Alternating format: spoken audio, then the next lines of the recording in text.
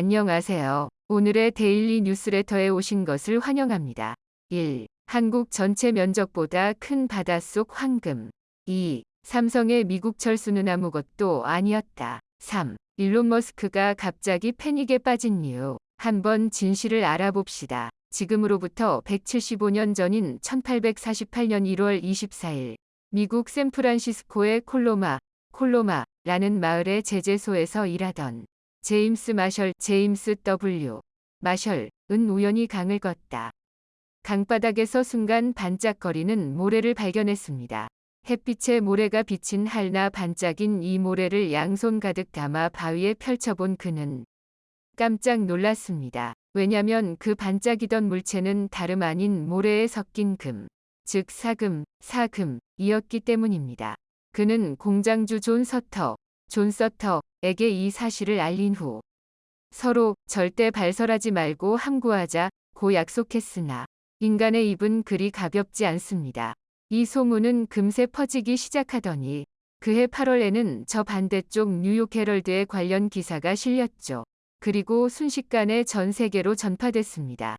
샌프란시스코에서 금이 발견됐다는 소식은 야망 있는 사람, 헐벗고 가난한 사람들을 환장하게 했고 강바닥에 널린 사금은 주인도 없었기 때문에 전 세계 곳곳에서 이민의 물결이 쇄도하기 시작합니다.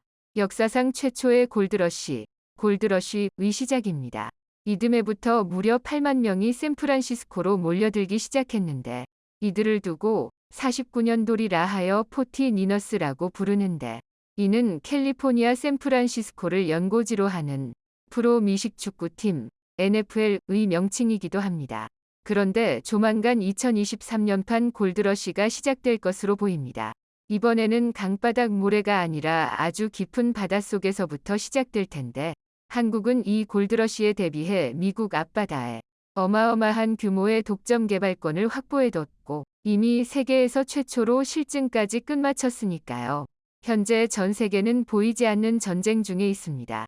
어쩌면 러시아 우크라이나 전쟁처럼 총탄이 오가는 실제 전쟁보다 어쩌면 치열한지도 모르겠습니다. 바로 자원 획득을 위한 자원 전쟁인데요. 중국과 일본을 포함해 차기 세계 패권을 노리는 국가들은 지금보다 더 많은 자원을 확보하기 위해 매년 수조 원씩 투자해 남미, 아프리카 할 것 없이 자원 광산을 사들이고 있고 자원 좀 가진 나라들은 이 자원에 대한 수출 규제를 시행하면서 아예 자원 무기화에 나서기도 합니다. 이러한 전쟁은 전자기기와 전기차의 등장으로 심화됐는데 인도네시아는 올 1월 전략 광물인 바욱사이트의 수출을 금지시키기로 했는데 이는 전기차와 2차 전지에 필수로 사용되는 광물입니다. 인도네시아의 이러한 수출 금지로 전 세계적으로 관련 광물 가격은 상승할 수밖에 없는 것이 현실이죠. 또한 중국은 전기차, 항공기, 로봇, 휴대전화, 에어컨, 무기 등 필요하지 않은 곳이 없는 희토류를 이용해 전 세계를 쥐락펴락하고 있습니다. 왜냐면 전 세계 희토류 생산의 약 85%와 세계 전체 매장량의 50%를 중국이 차지하고 있기 때문에 이를 이용해 얼마든지 다른 국가를 쥐고 흔들 수 있습니다. 그래서 올 4월에는 중국 정부가 산업기술의 수출 규제 품목에 네오디뒼, 사마름 코발트 자석의 제조 기술을 추가해버렸죠. 아쉽지만 중국은 고성능 자석을 만들기 위해 필요한 원료 채굴, 합금, 자석 제조 등 모든 공정을 중국 내에서 해결할 수 있는 유일한 국가입니다. 전 세계적으로 부는 탈탄소 사회를 이행하기 위해서 꼭 필요한 전기자동차와 풍력발전기 모터에는 이 자석이 필수적으로 필요하기 때문에 이를 수입하려면 어쩔 수 없이 중국의 자존심 굽히고 부탁해야 하는 상황을 만든 겁니다. 그런데 조만간 중국에게서 벗어나는 국가가 생겨날지도 모르겠습니다. 왜냐면 이제 수천 미터 심해에서 광물을 채굴하는 사업이 초읽기에 들어갔기 때문입니다. 얼마 전 유엔 산하 국제해적기구 ISA 인터내셔널 시푸드 어소러티는 전 세계를 상대로 규정을 마련하지 않으면 다음 달부터 심해 광물을 상업적으로 캐낼 수 있도록 사실 심해는 아직까지 미지의 영역이 대부분이지만 그 아래 매장된 지하 자원은 육지에 비할 바가 못 됩니다. 대표적으로 태평양과 인도양 해저 약 5,000m 아래에는 만간 단괴, 만가니즈 모듈라는 것이 있습니다.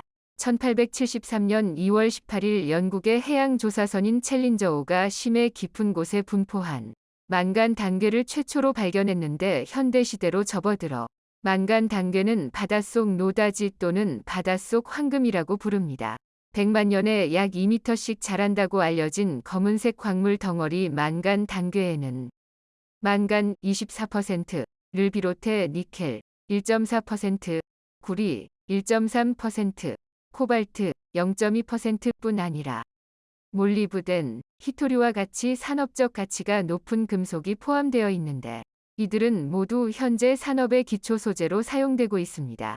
잘 아시다시피 한국은 대표적인 자원 소비국입니다. 매장된 지하 자원이 충분하지 않은 반면 기술력이 너무 발달한 덕분에 우리가 사용하는 대부분의 자원을 수입에 의존하고 있죠. 하지만 지하 자원이 풍부한 국가들이 자원을 무기화하면 가격이 급등하게 되는데 한국은 눈물을 머금고 그 가격을 지불해야 합니다. 그렇다고 자원을 수입하지 않았다가는 한국은 그대로 폭삭 주저앉을 겁니다. 그런데 전 세계 심해에는 지금 현재 한국에 없어서는 안 될 만간, 니켈, 구리, 코발트로 똘똘 뭉친 만간 단괴가 약 1조 7천억 톤이 존재하는 것으로 추정됩니다. 이에 한국뿐 아니라 전 세계 수많은 국가와 기업이 군침을 흘리고 있죠. 알고 계시겠지만 한국과의 영해와 배타적 경제 수역 EEZ에서는 석유든 천연가스든 광물이든 얼마든지 상업적인 채굴이 가능하고 그 범위 내에서 채굴되는 자원은 전부 그 국가로 귀속됩니다. 하지만 공해, 즉 누구의 소유도 아닌 공해상에서는 유엔 협약이 적용되기 마련인데 아직까지 유엔은 시험 채굴만 허용하고 있고 상업을 목적으로 한 대규모 채굴은 금지했었습니다. 2016년부터 상업 채굴과 관련된 국제협약을 준비하고 있지만 현재까지 논의가 진척되지 않았죠. 이런 상황이 이어지자 태평양의 섬나라 나우루 공화국이 행동에 나섰습니다. 나우루는 2021년 법률 조항을 발동해 ISA에 회원국들의 의견 수렴을 거쳐 심해 채굴 가이드라인을 마련해달라고 요청했는데 유엔 해양법 협약에 있는 2년 규정 조항을 내걸고 그때까지 가이드라인을 만들지 않으면 곧바로 직접 심해 채굴에 나설 것이라는 최후 통첩을 보냈습니다. 유엔 해양법 협약에 따르면 심해 탐사권을 확보한 회원국이 심해 채굴 의사를 밝히면 ISA는 2년 안에 허용 여부 검토를 마쳐야 하고 만약 시한을 넘기면 기존에 존재하는 규정에 따라 채굴 신청을 받고 수락해야 합니다. 다만 지난 9일까지 마감 시한이 정해졌지만 아직까지 별도의 가이드라인이 제시되지 않아 각국 정부나 기업들은 이제 ISA의 심해 채굴 면허를 신청할 수 있습니다. 이렇게 되면 ISA는 이후 1년 동안 신청서를 검토한 후 회원국 167개 나라 가입 위 3분의 1 이상의 찬성표를 받은 정부나 기업에게 심해 채굴 면허를 발급하게 되죠. 그런데 여러분은 혹시 태평양 한가운데 한국의 해안 경제 영토가 있다는 사실을 알고 계시나요? 한국이 심해저 광물자원 개발 사업에 뛰어든 것은 생각보다 빠른 1980년대입니다. 하와이 대학의 연구선을 빌려 탐사를 시작했는데 1992년 종합해양조사선인 온누리호가 건조되면서 독자적인 조사를 하게 됐죠. 당시 ISA는 해양법에 관한 국제연합 협약이 발효되기 전 심해저 개발을 위해 3천만 달러를 투자한 국가나 기업에게는 선행 투자자의 지위를 부여했는데 한국은 이 기회를 놓치지 않고 340억 원을 투자했습니다. 중국, 러시아, 일본, 인도, 프랑스 등과 함께 선행 투자자의 지위를 확보해 약 15만 킬로미터에 해당하는 지역을 탐사할 수 있도록 허가해줬죠. 하와이에서 동남쪽으로 가면 클라리온 클리퍼튼, 시시 해역이 있습니다. 이는 해저에 있는 단열대의 이름인데 단열대란 끊어지고 찢어진 상태로 길게 늘어진 띠 모양의 지형을 일컫습니다. 그런데 이 해역은 한국에게만 독자적으로 할당된 것은 아니고 ISA가 전 세계 정부와 기업들에게 분배해줬습니다. 사진에서 보시면 아시겠지만 연두색 부분이 바로 한국이 배당받은 구역인데 크기가 좁아 보이지만 실상은 15만 킬로미터입니다. 한국 전체 면적이 약 10만 킬로미터니까 한국 전체 면적보다 큰 면적이 한국에게 연구할 수 있도록 분배된 것이죠. 그러던 2002년 대한민국에게 부과된 의무사항을 충실히 이행한 결과로 ISA는 한국에게 허가 면적의 절반인 약 7만 5천 킬로미터를 단독 개발할 수 있는 권리를 세계에서 7번째로 획득했습니다. 놀라운 것은 한국이 독자 개발할 수 있도록 허용된 그 지역에는 약 5억 6천만 톤의 만간 단괴가 존재한다는 겁니다. 만약 매년 300만 톤씩 만간 단괴를 채광한다면 무려 100년 이상 매년 2조 원 이상의 수입 대체 효과, 즉 200조 원을 아껴주는 어마어마한 양입니다. 이렇게 되면 적어도 100년 동안 한국은 만간, 니켈, 코발트 등 주요 광물에 대한 걱정은 없어지는 겁니다. 그런데 이 광물을 캐내기 위해 이미 세계 최초로 심해 채광 로봇 미네로를 개발해뒀습니다. 길이 6m, 폭 5m, 높이 4m 크기의 미네로는 수심 5,000m 아래에서도 수압을 견뎌내도록 설계됐는데 심해저 로봇은 일본 등에서 어로 탐사용으로 개발한 경우는 있지만 광물 탐사 및 채광용으로 개발된 것은 세계 최초죠. 여기에 심해 광물을 해수면에 있는 선박까지 올려보내는 버퍼 시스템까지 세계 최초로 개발했습니다. 버퍼 시스템은 미네로가 채집한 만간 단괴를 수중에 임시로 저장하는 시스템으로 양광 펌프를 통해 일정한 속도와 공급량을 조절해 안전하게 선박으로 올려보내는 기술입니다. 이 당시만 해도 한국은 심해 채광 분야에 서 있어서 세계에서 가장 앞선 기술력을 보유하고 있었습니다만 지금은 그 지위를 빼앗겼습니다. 해양수산부가 메인이 되어 진행하던 이 기술을 민간기업에게 이전하려고 했으나 이를 뒷받침할 법과 제도가 마련되지 않아 기술 이전도 가로막혔습니다. 2018년, 2019년에 이어 2020년에도 관련 법안이 국회에 제출됐지만 그 누구의 관심도 받지 못하고 폐기됐습니다. 결국 잠재가치 200조 원짜리 거대한 가능성이 묻혀버린 것이죠. 현재 전 세계는 탈탄소를 목표로 전기차 보급에 앞장서고 있습니다.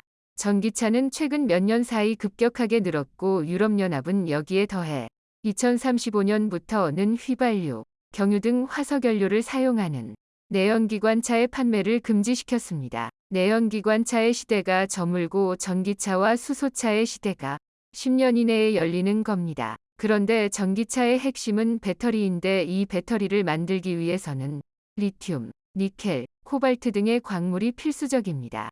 영국 이코노미스트에 따르면 2040년까지 탈탄소 목표를 달성하기 위해서는 배터리에 들어가는 핵심 광물인 니켈을 지금보다 19배 많은 4,800만 톤을 더 채굴해야 한다고 추산하고 있고 리튬은 42배, 흑연은 25배가 더 필요합니다. 인도네시아의 경우 아예 열대우림을 밀어버리고 니켈 채굴에 몰인한 상태죠. 2017년 전 세계 공급량의 17%를 차지했던 인도네시아가 2027년까지 85%를 공급하겠다는 목표를 이미 오래전에 세워뒀습니다. 그리고 인도네시아는 곧 세계에서 가장 큰 힘을 가진 국가가 될 것은 자명한 일이죠. 이런 상황에서 육지보다 3배 넘는 니켈이 매장된 것으로 알려진 심해를 안전하게 개발할 수 있다면 어떨까요? 분명 생태계 파괴는 피할 수 없는 문제지만 열대우림을 심각하게 훼손하며 광물을 확보하는 것 역시 생태계가 파괴되지 않는 것은 아닙니다. 한국이 이 분야에 다시 한번 집중해보는 것은 어떨까요? 삼성의 미국 투자 철수 후 중국 및 유럽의 대규모 투자 깜짝 발표로 바이든이 긴급회의를 소집한 것으로 알려졌는데요. 자, 그런데 이건 아무것도 아니었습니다. 불과 얼마 전 미국을 세계 최고 수준 전기차 생산시설로 만들겠다라고 선포하며 미국의 수백조 원의 투자를 발표한 정의선 현대차 그룹 회장.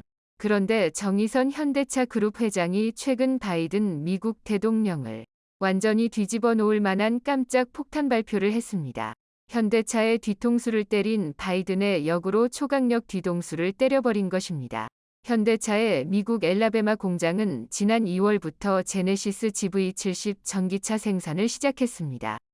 당시만 해도 미국 정부가 작년 8월부터 시행한 IRA, 인플레이션 감축법에 따라 한국 전기차로 첫 번째 보조금을 받는 차가 될 거란 전망이 나왔습니다. 하지만 지난 31일 현지 시각 전기차 배터리 관련 IRA 세부 지침이 나오면서 예상은 빗나갔습니다. 북미 현지 생산이라는 기본 조건은 충족했지만 GV70에 탑재된 배터리 요건이 안 돼 $7,500 보조금 전액을 받지 못하는 것으로 3일 확인됐습니다. GV70에 들어가는 SK-ON이 배터리는 중국에서 배터리셀을 만들어 국내로 들여온 뒤 울산 공장에서 차량에 넣을 수 있게 배터리를 완성해 엘라베마 공장으로 보냅니다. 그런 탓에 IRA 세부 요건을 맞추지 못했습니다. IRA는 북미에서 생산된 전기차에 대해 최대 $7,500, 약 990만 원에 달하는 보조금을 지급하는데 탑재된 배터리가 북미에서 생산 조립된 부품을 50% 이상 쓸 경우 $3,750를, 미국과 자유무역 협정 FTA를 체결한 국가에서 추출 가공한 배터리 광물을 40% 이상 써야 나머지 절반을 받을 수 있습니다. 당초 자동차 업계에선 GV70이 미국 내 생산이란 요건을 갖춘 만큼 보조금 대상이 될 거라 예상했지만 IRA 배터리 관련 세부 규정이 예상보다 더 까다롭게 정해지면서 보조금 대상에서 빠지게 된 셈입니다. 미국에서 현대차 그룹의 지난 5년간 전기차 판매량을 보시면 2018년 1,493대에서 지난해 58,028대로 기적같은 속도의 성장을 거두고 있습니다. 다른 브랜드 전기차들을 모두 무시하며 떵떵거리고 있는 세계 최고의 부자 일론 머스크 테슬라 CEO조차 현대차가 자신의 유일한 라이벌이라며 극찬했죠. 자, 그런데 이러한 한국 브랜드의 무서운 질주가 무서웠는지 바이든은 미국에 가장 많이 투자를 한 현대차를 역으로 차별하는 황당한 정책을 내놓았습니다. 이 때문에 다른 차들은 모두 1,000만 원씩의 보조금을 받는데 현대차만 못 받은 데다 테슬라는 1,000만 원의 보조금을 얻고 가격이나 전략까지 쓰면서 공격적인 판매에 나서며 현대차의 미국 내 전기차 판매가 급격하게 감소해버렸습니다. 미국 전기차 시장 1위 업체인 테슬라의 저가 공세는 거셉니다. 테슬라는 2일 현지 시각 1분기 1에서 3월 판매량이 42만 2,875대라고 발표했습니다. 작년 1분기보다 36% 급증해 분기 기준으로 최다 판매 기록입니다. 1월 시작한 최대 20% 할인 전략이 먹힌 것으로 보입니다. 여기에 더해 미국 정부가 주는 1,000만 원의 보조금까지 더해져 판매량이 급증한 것입니다. 결국 현대차가 파격적인 결단을 내렸습니다. 가솔린 다음이 전기차라면 전기차 다음이 바로 수소차죠. 궁극의 기술 수소연료 전지차. 현재 수소차 분야에서 압도적인 세계 1위를 기록 중인 현대차가 천문학적인 수소차 투자를 미국이 아닌 중국에 결정했습니다. 현대자동차그룹이 중국 에너지기업 헝인그룹, 엄주항 연기에 집투한 고빈 이하 헝인그룹과 수소연료 전지차 합작사를 설립했습니다. 바이든은 당연히 현대차가 미국에 수소차 투자를 할 줄 알았는데 현대차그룹이 바이든의 뒤통수를 제대로 친 것입니다. 합작사가 둥지를 틀 광둥성은 중국 최대 자동차 부품 생산기지로 꼽힙니다. 광둥성의 성도인 광저우에만 500여 개의 자동차 부품 업체가 있습니다. 이를 기반으로 외강아우 대만구, 월항옥대 완퀴, 광둥 홍콩 마카오를 잇는 거대 경제권에서는 수소 클러스터 구축이 진행 중입니다. 광저우시 황푸구는 수소 산업을 전방위 지원하는 수소 10조항 프로젝트를 발표했습니다.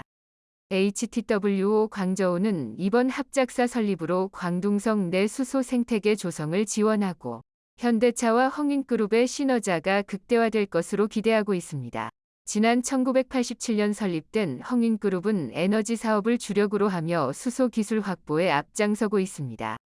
광저우버스그룹과 광저우시 최초 수소버스 시범 노선 388번을 운영하고 있으며 지난해 황푸구에서 수소 청소차 24대를 투입했습니다. 현대차는 글로벌 수소차 시장에서 독보적인 1위입니다. 시장조사기관 S&E 리서치에 따르면 현대차 넥소는 지난해 1에서 11월 1만 700대가 팔려 시장 점유율 54.5%를 기록했습니다. 현대차가 이렇게 중국을 택한 것은 그만한 이유가 있습니다. 수백조 원의 투자를 받아낸 뒤 뒤통수를 치는 바이든의 황당한 정책도 크게 한몫을 했고 또한 사우디 중국 현대차라는 어벤져스급 조합을 만들기 위해서입니다. 세계에서 가장 돈이 많은 기업, 사우디의 아람코. 기업 가치만 1경원에 육박하는 것으로 알려진 아람코.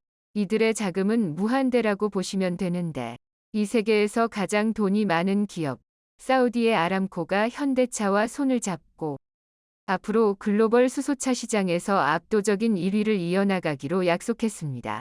쉽게 말해 세계에서 가장 돈이 많은 아람코와 이미 수소차 기술 세계 1위인 현대가 만난 것이니 더 이상 설명이 필요 없죠. 그 누구도 절대 따라올 수 없는 어벤져스가 된 것입니다.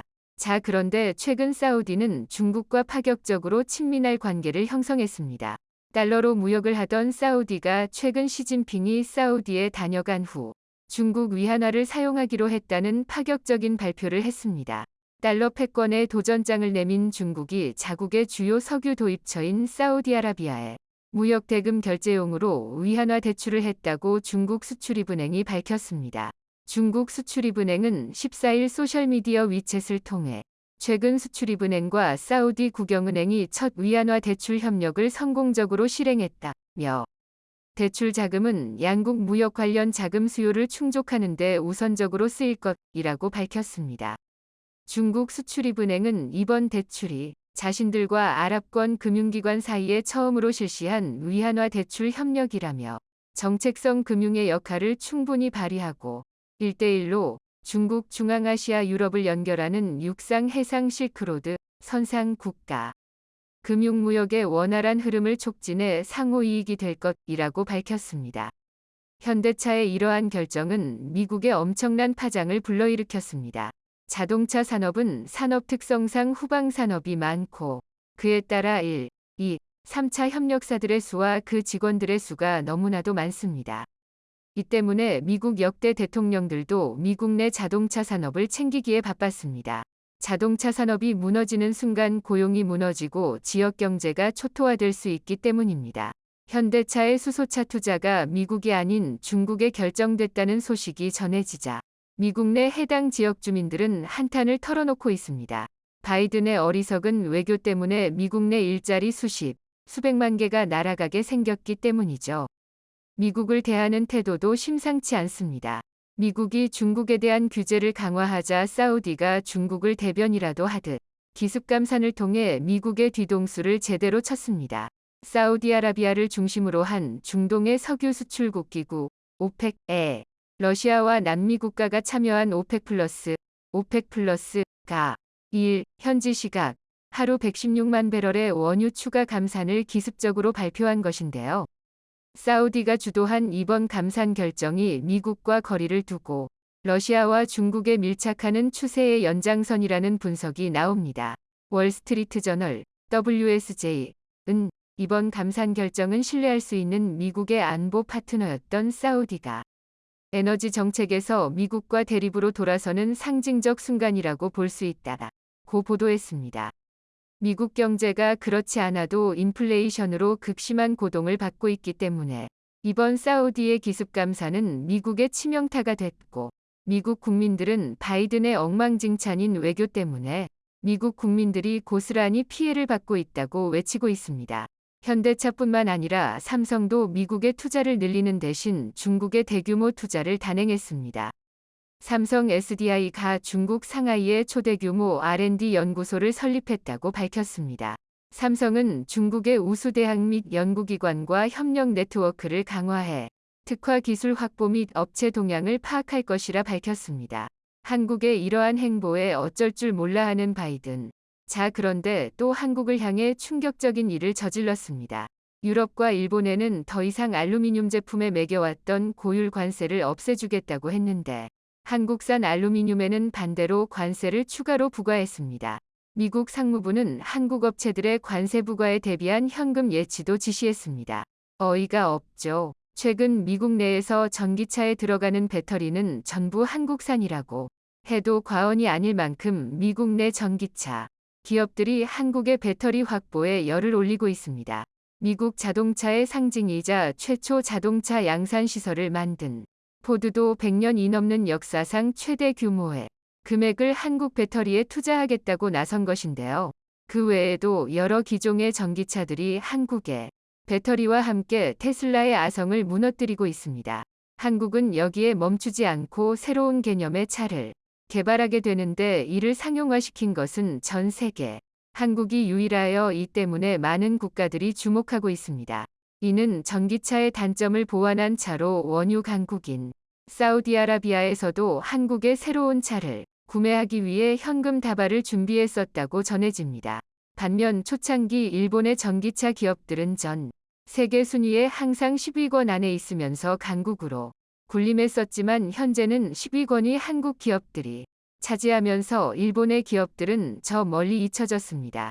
전문가들은 한국의 자동차들은 계속 성장할 수밖에 없고 일본의 자동차들은 계속 후퇴할 수밖에 없는 이유를 설명해 흥미를 끌고 있는데요. 현재 미국 내에서 어떤 기업들이 한국의 배터리 기업들과 동맹 관계에 있으며 한국의 세계 최초이자 유일하게 상용화에 성공한 신개념 자동차는 무엇인지 그리고 왜 일본의 자동차 산업이 한국에 밀릴 수밖에 없는지에 대해 알아보겠습니다. 미국의 약 120년 자동차 역사와 함께 하고 있다고 해도 과언이 아닌 포드가 자국 내 전기차 생산을 위해 한국의 배터리를 확보하고자 천문학적인 금액의 현금을 준비하고 있다는 소식이 미국 내에서 연일 뜨거운 이슈로 자리 잡고 있습니다. 이들은 모두 전기차 왕좌에 앉아있는 테슬라에 도전하고 있는데 그 권좌를 가져오기 위해서는 한국의 배터리 없이 불가능하다고 보고 있어 많은 사람들은 미국의 전기차 기업과 한국의 배터리 기업의 합작에 큰 관심을 보이고 있습니다. 포드와 같은 경우 SK 이노베이션과 13조 원 규모의 투자를 통해 합작사를 설립하며 전기차용 배터리 공장과 전기차 조립 공장을 건설한다고 밝혔습니다. 이번에 이뤄진 투자가 흥미로운 점은 미국에서 이뤄진 배터리 공장 투자 중 최대 규모이기 때문인데요. 미국 유명 경제 전문 매체인 블룸버그 통신은 미국 자동차 산업 역사상 최대 규모라고 전해 많은 이들의 기대를 모으고 있습니다. 이번에 계획된 생산시설은 총 129기가와트시로 기존의 계획보다 2배 이상 늘은 것으로 파악되는데요. 이는 내년에 출시를 눈앞에 두고 있는 보드의 전기 픽업 트럭 F105의 사전 계약 주문이 쇄도하고 있기 때문입니다. 이번 SK 이노베이션과 포드의 유래를 찾아볼 수 없는 투자는 얼마 전 있었던 한미 정상회담 이후 더욱 더 단단해지는 한국과 미국의 완성자 기술과 배터리 기술의 동맹 구도를 여실히 보여주고 있다는 평가입니다.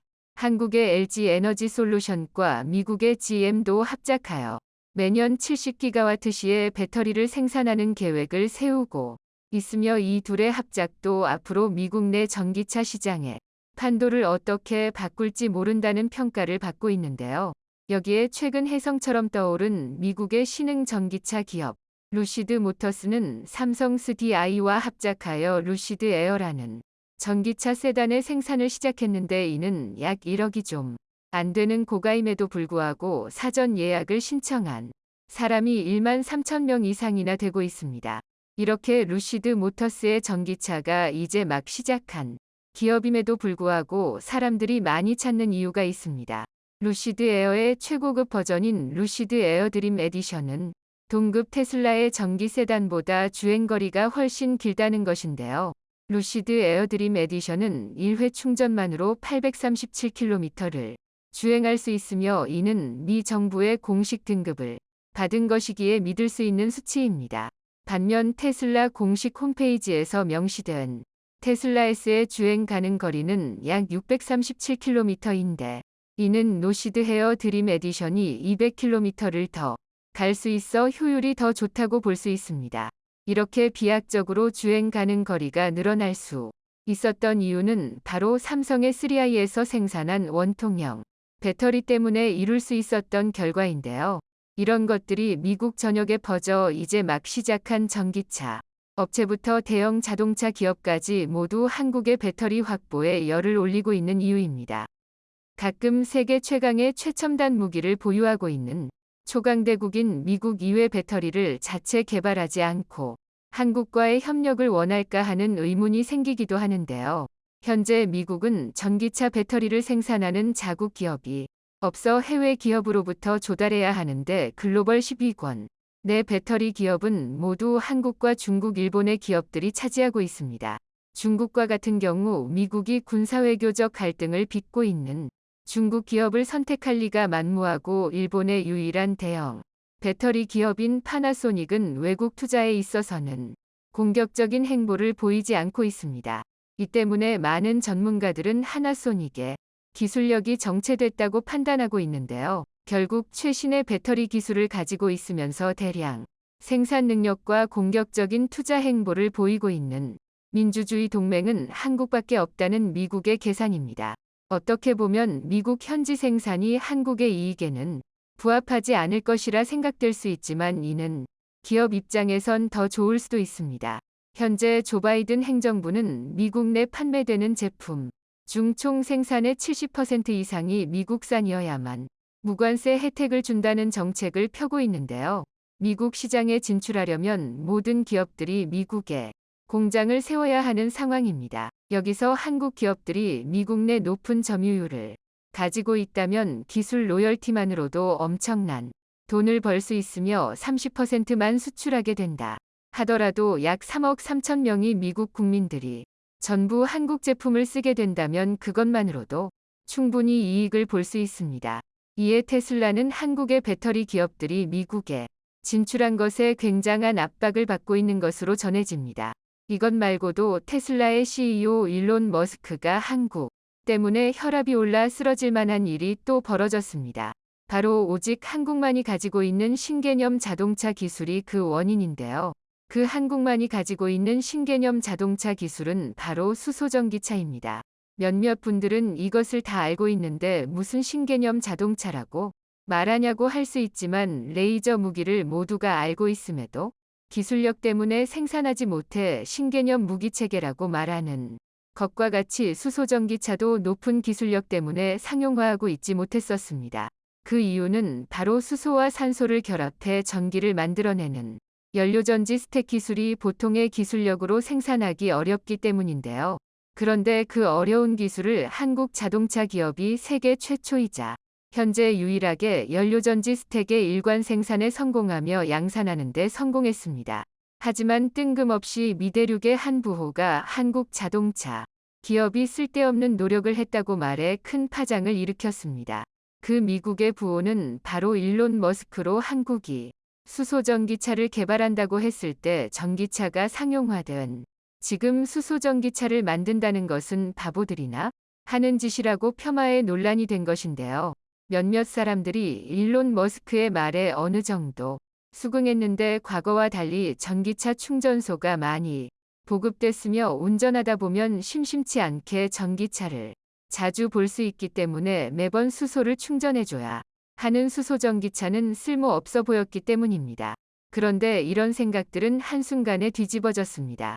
많은 전문가들이 연구한 결과 수소전기차는 전기차보다도 더 친환경적이며 전기차가 환경오염을 멈춘다면 수소전기차는 발전되는 과정에서 오염된 환경을 더 개선한다는 점에서 우수한 공기 정화 능력을 발견한 것입니다.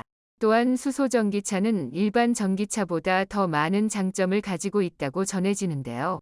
전기차는 가정용으로 운용되는 것에는 좋지만 산업용으로 사용하기엔 적합하지 않습니다. 반면 수소전기차는 화물차로 쓰기에 적합한 성능을 보여주는데요. 전기차보다 주행거리가 길고 무엇보다 수소 충전 시간이 전기 충전 시간보다 빠릅니다. 전기차의 경우 안심하고 운전하기 위해선 아무리 빨라도 1시간 이상의 충전 시간이 걸리는데 수소전기차는 길면 8분입니다. 무게면에서도 대형 화물차 기준으로 볼 때 수소전기차가 일반 전기차보다 가볍기 때문에 장거리 운행에 더 특화되어 있습니다. 이보다도 더 중요한 것이 있습니다. 바로 수소 경제 체제를 만들 수 있습니다. 수소 경제란 환경 파괴의 주범인 석유를 완전히 수소로 전환해 친환경 생태계를 조성하는 것을 말하는데요. 수소 발전은 워낙 고효율이기 때문에 화물차뿐만 아니라 선박 연료로도 사용 가능하고 일반 가정용 전기 발전에도 효과적이며 좀 더 나아가 항공연료로도 사용할 수 있다고 전해집니다.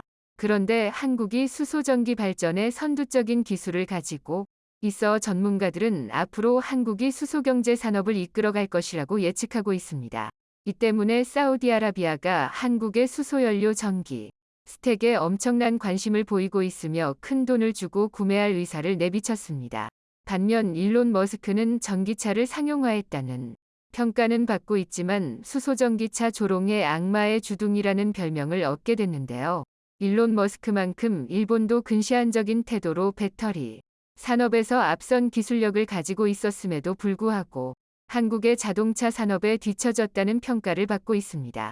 일본은 사회 전반적으로 보수적인 것으로 유명한데요. 때문에 가업을 이어받거나 전통이나 옛 것을 지키는데 목숨을 거는 국가로 잘 알려졌습니다. 자동차를 만들 때도 그랬습니다. 일본도 최근 친환경 트렌드에 따라 전기차 개발을 위해 노력했는데요. 문제는 전기차를 만들 때 내연기관 자동차 설계를 바탕으로 만들어 전기차의 이점을 전혀 살리지 못했습니다. 때문에 안 그래도 좁은 차를 만들기로 유명한 일본은 잘못된 설계로 공간 효율이 떨어지게 되는데요. 일본은 높은 배터리 기술을 가지고 있음에도 전통적인 자동차 설계 때문에 전혀 이점을 살리지 못하고 현재는 도태되고 있는 상황이며 일본의 자동차 산업이 완전 붕괴 직전에 있습니다. 반면 한국은 신기술 도입을 잘하는데 전기차를 개발할 때 기존 자동차에 대한 틀에 얽매이지 않았습니다. 또한 전기차가 미처 세상을 지배하기도 전에 수소전기차라는 새로운 것에 도전하는 중인데요. 한국은 더 공격적인 투자로 앞으로 세상을 이끌어갈 수소연료전지 최강자로 급부상했습니다. 이런 것을 보면 한국의 발전 속도를 빛의 속도라고 해도 과언이 아닌데요. 한국의 엄청난 발전에 박수를 보내며 전 세계 수소연료전지가 전부 한국에서 만들어진 것이길 바랍니다. 영상이 도움이 되셨다면 구독과 좋아요 부탁드리며 오늘도 감사합니다. 최고로 멋진 하루 보내시길 바랄게요.